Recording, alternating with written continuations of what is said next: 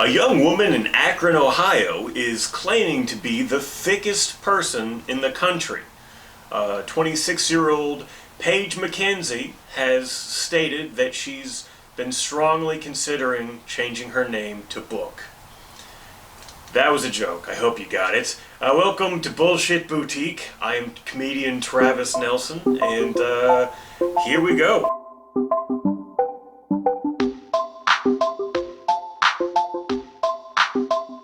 I actually wanted to talk about a couple videos. I was seeing viral videos coming up from the Trump rally in Tulsa, but there were so many of them, I just figured I'd throw it all together. And let's talk about it, because what a wild week that was. The first one I have up, I'm going to start with kind of before the rally and what was going on then. So before the rally, we have this video of a family and they're dancing around and singing. I'll throw up the video. Here's the video.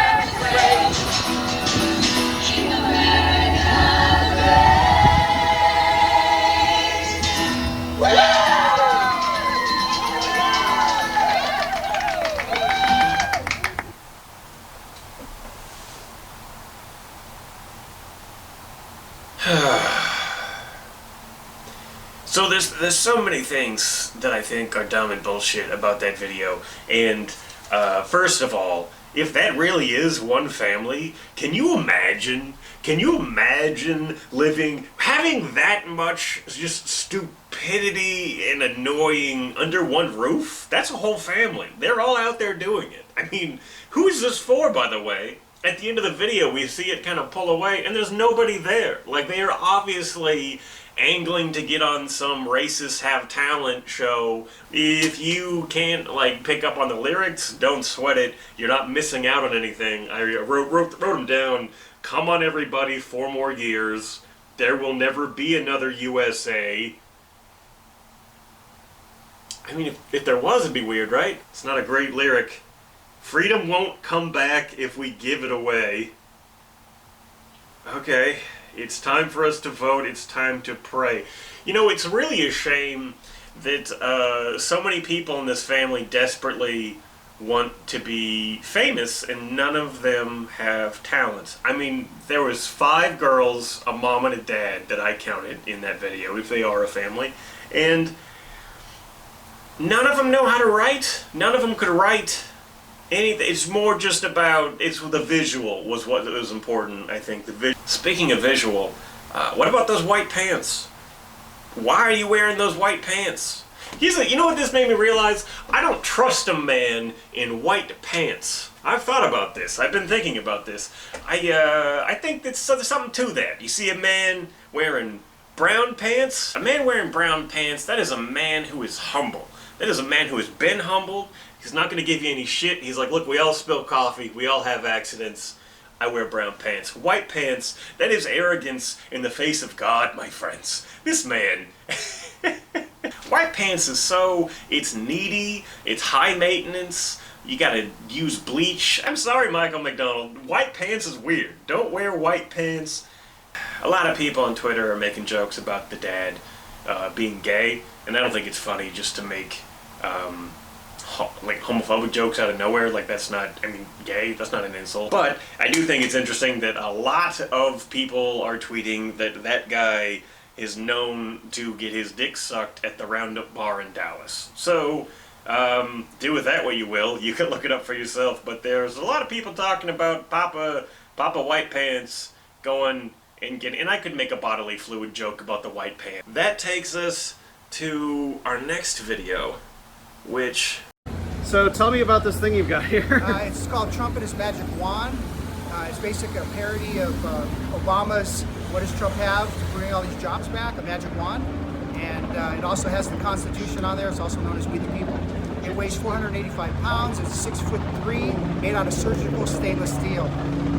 My hopes is eventually to be displayed in the Trump Library. Wow. And so what is the what's the message that you're trying to spread out here? There's kind of, if you look at it, there's some different analogies there.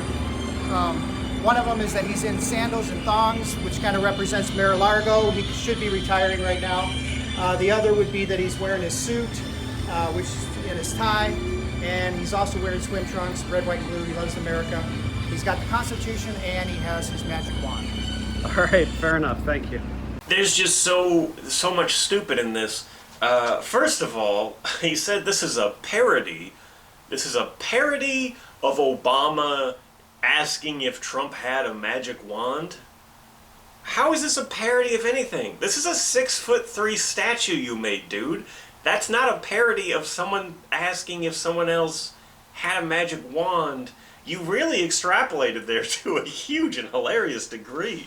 The magic wand thing, it doesn't, like that, that must get played in Fox News or something a lot. I've never heard that. I've never heard Obama, because it's not even, I mean, of the things you could say about Trump, what's he have, a magic wand, is one of the nicest things you could say to criticize him. He's a hot goddamn mess. What does he have, a magic wand?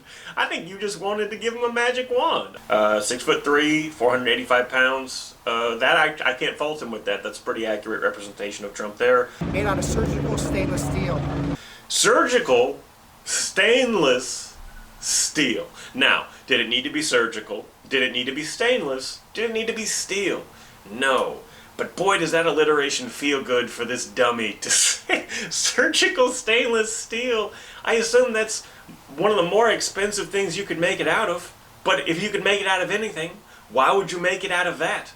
The guy says he made the statue because he hopes for it to be displayed in the Trump Library, which I think is a little ironic because it's apparent this guy has never read a book, because he goes on to say that the statue has a lot of analogies in it, which he didn't mean analogies, he meant metaphors. He doesn't understand the difference. So the difference is, an analogy is a comparison between two things. Like if I were to compare this dumbass statue with the life of the man who made it, I would say, my analogy would be that they're both expensive, worthless, and ultimately embarrassing endeavors. Now, what I really don't understand is the contrast between the top and the bottom. Like, I don't think that says what this guy thinks it says. To me, the top half is just our incompetent, racist, bumbling, just idiot of a guy, just the most disappointing human being that's ever lived.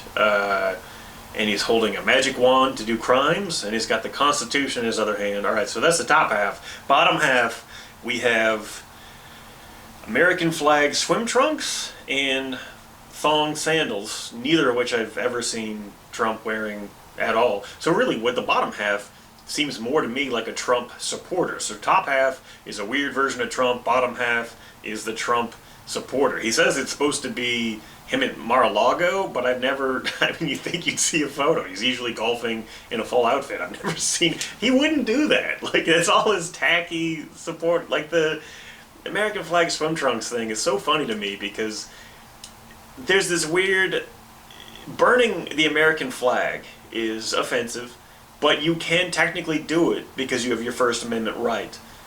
In the same way, wearing the American flag as swim trunks under the same rule in the Constitution that Trump is holding, it says you're not supposed to do that, but you can because you have your First Amendment right.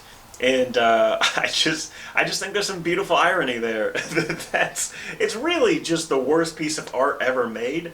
But the top half being our shithead president, and the bottom half supposedly being his followers, it really does make a lot of sense because he wouldn't be able to get anywhere without all these dum-dums that were carrying him around. But now we get to, it's happened. It's already happened, and it was a humongous failure. Apparently, a bunch of TikTok teens and K-pop stans who they brigaded and they signed up for tickets. It wasn't just them. Me and my roommate did it too. We just thought it was funny. I saw Eric Andre tweet something about it, so I think a lot of people did it. I mean, you should definitely protest and do your best to like make a positive change in the world, but God, is it nice just to be able to log in real quick and do something that's gonna have rewarding consequences. This video is actually from Fox News, and it's just a really quick clip here. And there were these reports that teenagers on TikTok and fans of the group K-pop took credit because they reserved a bunch of tickets, never intending to show up. It's just Korean pop music. It's not K-pop. It's not one group. But so, in case you hadn't heard, the Tulsa Fire Department estimated 6,200 people showed up to a venue that seats 19,200. So they whiffed it hard. They actually even set up an overflow stage outside because of all these teens who signed up for tickets. They thought they were going to have over 1 million people there. So there's also videos of them taking down the outdoor stage and